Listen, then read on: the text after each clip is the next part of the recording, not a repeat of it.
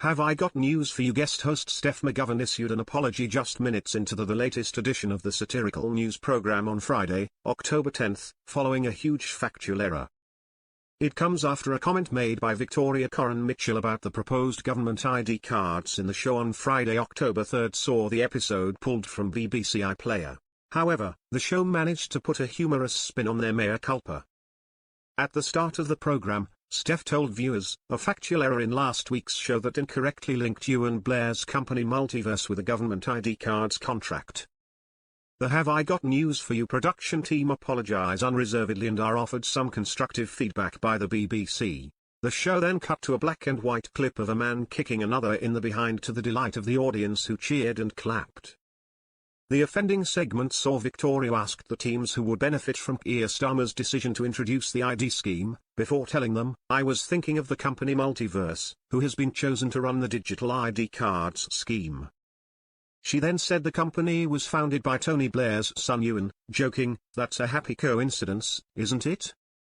The claim was subsequently debunked by fact-checking company Full Fact, which stated, "This isn't true, according to both the government and Multiverse, which is an upskilling company, not a software developer."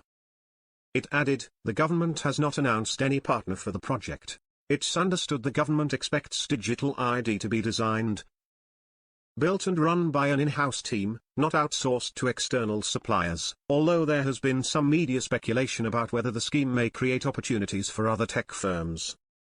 Fans of the show were outraged by the mistake, with one posting on social media, "Not just a throwaway quip but part of the script.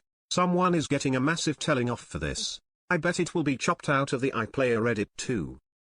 A second social media user tweeted, "Oh my god. Have I got news for you? Just referred to this completely false claim as a fact." Somebody else fumed, absolutely astonished, "Have I got news for you? Just stated that Multiverse will be running the government's digital ID scheme." An incredibly basic failure of fact-checking.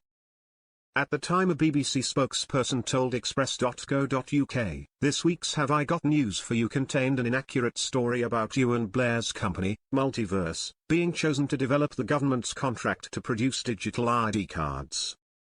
Multiverse is not a software developer and there is no evidence of any involvement in the proposed digital ID scheme, therefore we have taken the episode off BBC iPlayer while we edit the relevant section out. We apologise for this unintentional editorial oversight."